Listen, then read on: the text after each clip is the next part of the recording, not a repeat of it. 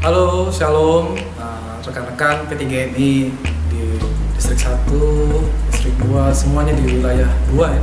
Perkenalkan, nama saya Niko, saya bekerja sebagai dokter di Rumah Sakit Caritas Palembang. Hari ini saya diminta oleh pengurus untuk memberikan beberapa tips mengenai tema yang diberikan sih healthy lifestyle during WFH, work from home. Jadi saya akan coba memberikan beberapa tips, semoga semuanya bisa paham. Jadi sebelumnya berdasarkan tema yang diberikan sih healthy lifestyle itu nggak cuma harus dilakukan selama WFH aja atau LFH, learning from home, tapi bahkan sebelum COVID pun itu udah harus dilakukan. Jadi dengan adanya pandemi saat ini, dengan kita diberikan waktu untuk social distancing di rumah, justru ini menjadi waktu yang tepat untuk kita lebih mengingatkan diri kita, lebih untuk mengatur pola hidup kita, memiliki pola hidup yang sehat.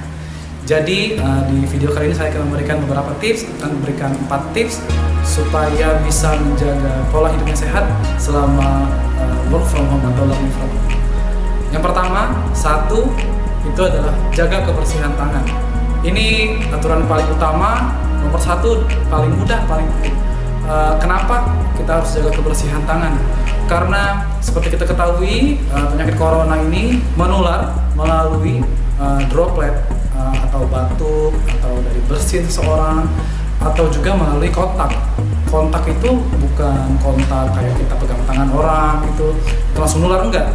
Jadi misalkan orang-orang batuk sembarangan gitu, dahaknya atau droplet tadi jatuh di mana-mana, kontak di mana-mana, ke baju, ke barang-barang segala macam. Terus tangan kita ini tanpa kita sadari kan kita bisa pegang manapun, bagian apapun. Terus tanpa kita sadari kita pegang muka kita, pegang mata, pegang hidung. Nah itulah yang menjadi jalur dari penularan COVID itu. Oleh karena itu, setiap kita dari luar atau kita habis memegang barang-barang tertentu yang kita tidak tahu kebersihannya, jangan lupa cuci tangan. Selalu cuci tangan, dan tadi yang sumber kontak tadi kita harus tahu ketika batuk. Batuk itu harus kita tutup dengan bagian dalam tangan, atau juga waktu pada saat batuk kita pakai tisu. Kita batuk pakai tisu, tisunya tapi itu langsung dibuang, jangan disimpan-simpan lagi. Oke, tips yang kedua. Tips yang kedua itu adalah menjaga nutrisi yang sehat.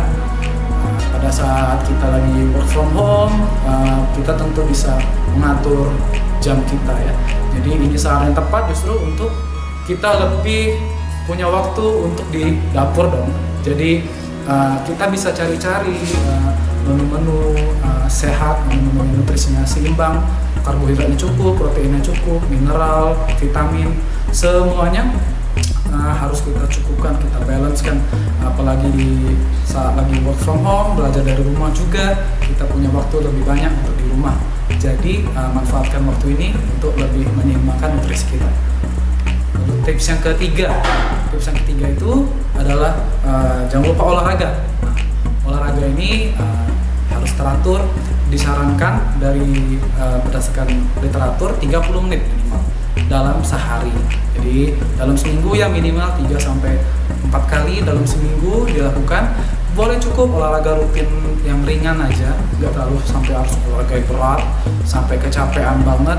Yang penting kita ada olahraganya, aktivitas ringan, bisa jalan kaki keliling-keliling rumah atau di keliling komplek, boleh, nggak apa-apa, nggak masalah keluar rumah sebentar. Yang penting jangan di sekitar kerumunan, karena pada saat kita lagi COVID ini kan kita intinya social distancing, menjauhi kerumunan, seperti itu. Lalu tips yang keempat itu atur tingkat stres ya. Kita harus atur tingkat stres kita yang baik itu stres fisik maupun stres pikiran. Stres fisik itu yang gimana? Stres fisik mungkin kita kerja di rumah kan depan laptop 2 jam, 3 jam, nggak istirahat, itu nggak boleh. Kita misalkan setiap 2 jam kita stop dulu dari depan laptop, kita peregangan dulu sebentar, kita mesin otot-otot kita, istirahatkan mata ya 10-15 menit. Setelah itu kita boleh lanjutkan dengan aktivitas kita lagi. Kita juga jangan sampai sering begadang kan di rumah. Ini waktu yang tepat, kita bisa time management yang bagus, kita atur tidur kita yang bagus supaya ya tubuh kita fresh, tingkat stres kita juga berkurang. minimal ya tidur 8-9 jam normalnya pada orang dewasa sehari. Kemudian selain stres fisik, stres pikiran, diatur stres pikiran. Jangan sampai biasanya orang-orang tuh habis baca berita-berita di HP via WA broadcast maupun YouTube yang kita nggak tahu sumbernya dari mana, valid atau enggak. Pas kita baca malah pikiran kita jadi stres, jadi kebawa, nanti dikit-dikit merasa udah langsung demam, merasa meriang. Itu justru karena pikiran. Jadi kita juga harus jaga, kita harus pintar dalam mencari sumber informasi yang jelas. Percayai informasi-informasi yang udah jelas dari pemerintah. Sebagai penutup, intinya ikuti anjuran pemerintah, social distancing, kita work from home, belajar dari rumah, kerja dari rumah. Akhir kata, semoga kita semua sehat. Semoga Tuhan Yesus selalu memberkati kita dalam setiap aktivitas kita. Terima kasih. Shalom.